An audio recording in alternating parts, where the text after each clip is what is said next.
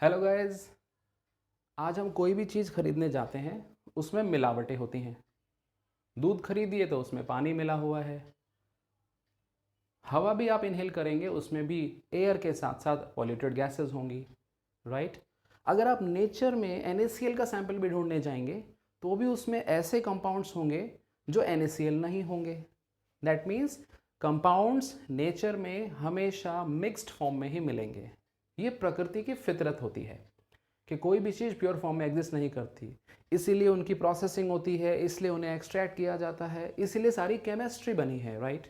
यानी हमें purity impurity का सामना हमेशा करना ही पड़ता है। तो आइए इसको एक छोटे से इलस्ट्रेशन से देखें। पहले समझते हैं व्हाट इज प्योरिटी।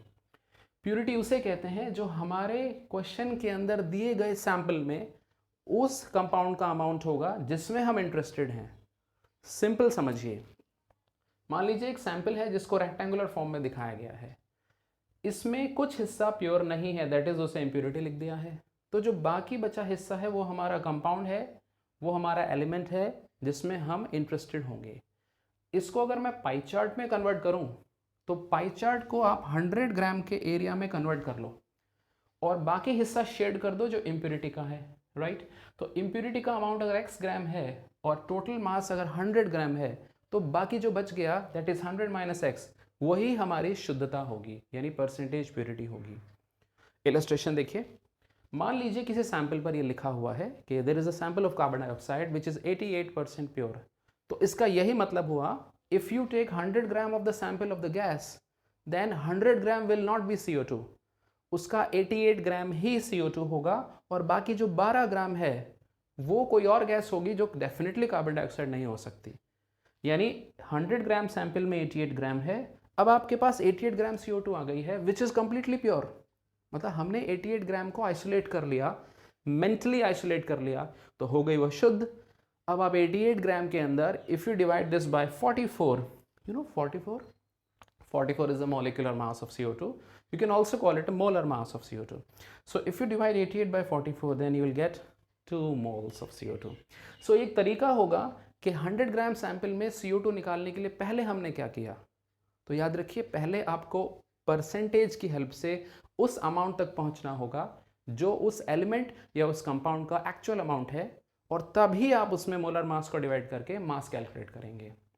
ओके, ये तो हो गई थ्योरी, लेकिन क्वेश्चन के साथ ही चीज़ें समझ में आती हैं। तो एक छोटा सा क्वेश्चन ट्राई करते हैं। Let's have this here. So read this carefully. There is a sample of कैको 3। कैको 3 मतलब कैल्शियम कार्बोनेट, लेकिन ये सैंपल प्योर नहीं है। क्वेश्चन कह रहा है विच इज 75% प्योर, यानी 100 ग्राम सैंपल में 25 ग्राम अशुद्धता है, 75 ग्राम CaCO3 है। अब सवाल उठा रहा है कि कितने ग्राम आपको कार्बन डाइऑक्साइड मिलेगी यदि आप इस 100 ग्राम के सैंपल को गर्म कर देंगे, right.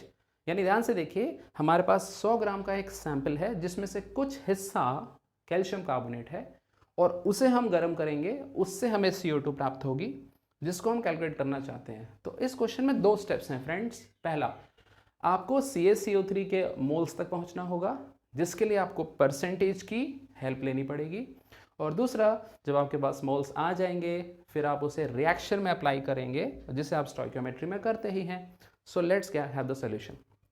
Solution is there. 100 gram is the complete sample, you can see. So this is the total mass, right? But this is not the mass of CaCO3. इसमें अशुद्धता है, हटा दीजिए अशुद्धता, यानी इसका 75% फाइंड कर लीजिए। So you end up with 75 gram of Caco3. Now Caco3 has a molar mass of 100. You divide this by 100, you will get 75 by 100 which is definitely equal to 3/4। यानी अब मेरे पास CaCO3 के मोल आ चुके हैं, यानी मेरा पहला काम यहाँ ख़त्म हो जाता है। अब आप इसे इक्वेशन में अप्लाई कीजिए।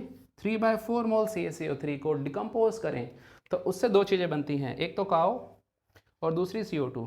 काओ is calcium oxide which is not, we are not interested in that. Why? Because question is not asking about that.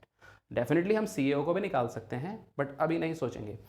तो इसमें एक चीज़ का और ध्यान दीजिए, CaCO3 का कोफिशिएंट 1 है और CO2 का कोफिशिएंट भी 1 है, यानी जितना मोल CaCO3 डिकम्पोज करेगा उतना ही मोल CO2 बनेगा। ध्यान से सुनना, ये बात मास के लिए वैलिड नहीं होती। मास हमेशा कंपाउंड्स के मोलर मास से डिसाइड होता है, बट स्टोइकियोमेट्री हमें बताती है कि जितना मोल आप रिएक्टेंट का लेंगे उसी के अनुसार आप प्रोडक्ट का मोल भी बना सकेंगे। और अगर दोनों के कोफिशिएंट सेम हैं तो दोनों के मोल्स भी सेम होंगे। So come here, 3/4 mole CaCO3 is there, you heat it, you get 3/4 mole of CO2 and then you multiply by 44, which is definitely the molar mass of CO2. So 3/4 into 44 will give you 33 ग्राम। यानी ये 100 ग्राम का जो total नमूना यानी sample था, इसको हमने जब हीट किया और ये पूरी तरह से डिकम्पोज हो गया तो हमें 33 ग्राम CO2 मिली।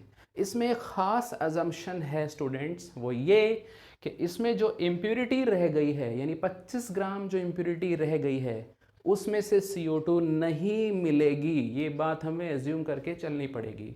सवाल कहे चाहे ना कहे आपको मानना होगा कि इम्प्योरिटी इनर्ट है। Hope this illustration help build your concept. We'll be back with more ideas later on. Thank you.